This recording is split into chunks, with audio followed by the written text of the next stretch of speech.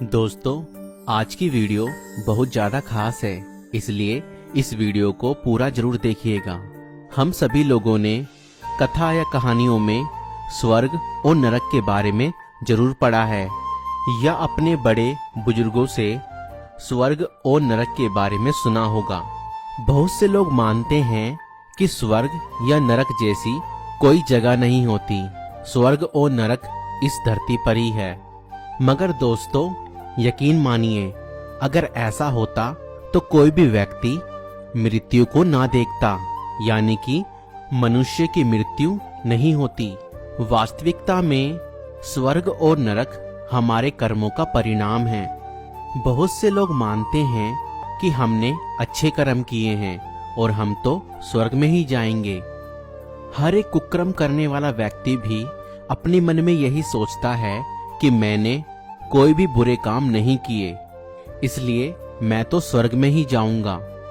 अगर एक बुरा जीवन जीने वाला व्यक्ति, कुकर्म करने वाला व्यक्ति ऐसा सोचता है कि मैंने कोई गलत काम नहीं किया, तो इसका मतलब यह है कि वह अपनी दृष्टि में सही है, इसलिए वह गलत काम करता आया या गलत काम करता है। अगर उसको इस बात का अंदाजा होता कि कुकर्म करना या गलत काम करना सही नहीं है, तो वह यह काम कभी ना करता। इसका मतलब यह है, हर एक व्यक्ति अपनी दृष्टि में वही काम करता है जो उसको सही लगता है, चाहे फिर ईश्वर का नजरिया उन कामों के प्रति गलत हो या उन कामों की गिनती पाप में आती हो। तो इसका सीधा सा मतलब यह है कि मनुष्य क्या सोचता है अपने कर्मों के प्रति, यह मैटर नहीं रखता, बल्कि ईश्वर अपने नजरिए से जैसा वह भला और पवित्र है, जैसा वह सुकर्मी है, वैसा ही वह अपेक्षा करता है मनुष्य भी सुकर्मी और धर्मी हो। दोस्तों, बाइबल बताती है कि परमेश्वर ने स्वर्ग में से मनुष्यों पर दृष्टि की कि देखे कि कोई बुद्धिमान, कोई परमेश्वर का खोजी है या नहीं। वह सब के सब भटक गए, वह सब भ्रष्ट हो गए, कोई सुकर्मी नहीं, एक भी नहीं। अगर कोई भी सुकर्मी नहीं, तो फिर किसका उद्धार हो सकता है? कौन व्यक्ति स्वर्ग जा सकता है? दोस्तों, बाइबल बताती है कि हर एक व्यक्ति पापी है। क्या आप कह सकते हैं कि मैंने अपने पूरे जीवन में एक भी पाप नहीं किया या कोई भी पाप नहीं किया? नहीं, क्योंकि पापी स्वभाव आदम और हवा के द्वारा हम सभी के जीवन में आ गया।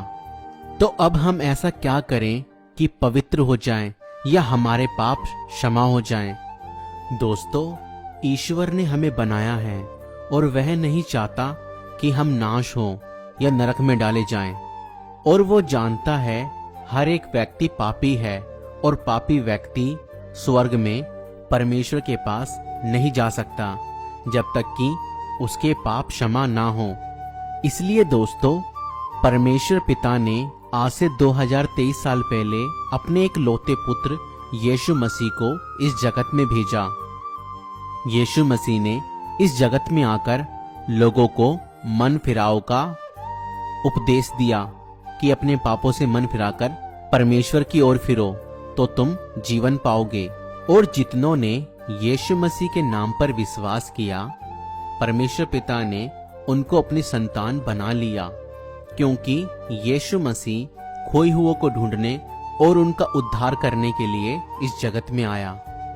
यीशु मसीह हम सभी के पापों की खातिर क्रूस पर कुर्बान हो गया, ताकि उसके जान देने से, उसके लहू बहाने के द्वारा हम सभी के पाप क्षमा कर दिए जाएं। और बाइबल बताती है कि धन्य है वह जिसके पाप मिटाए गए, और धन्य है वह जिसके कामों का लेखा परमेश्वर ना ले। धन्य वह है जिनके अधर्म क्षमा हुए और जिनके पाप ढांपे गए। धन्य है वह मनुष्य जिसे परमेश्वर पापी ना ठहराए। दोस्तों, यकीन मानिए, अगर आपके पाप क्षमा नहीं हुए तो आप स्वर्ग में नहीं जा सकते, क्योंकि कोई भी पापी व्यक्ति स्वर्ग नहीं जा सकता और हम सभी के पापों को क्षमा करने के लिए यीशु मसीह इस जगत में आए। अगर आज हम विश्वास करते हैं कि यीशु मसीह मेरे लिए ही इस जगत में आया और मारा गया और गाड़ा गया और तीसरे दिन मुर्दों में से जी उठा, अगर आप उसे अपने हृदय में अपना प्रभु मुक्तिदाता ग्रहण करते हैं तो परमेश्वर पिता आपको अपनी संतान बनाते हैं और आपके पापों को मिटा देते हैं और क्षमा कर देते हैं, क्योंकि पिता परमेश्वर ने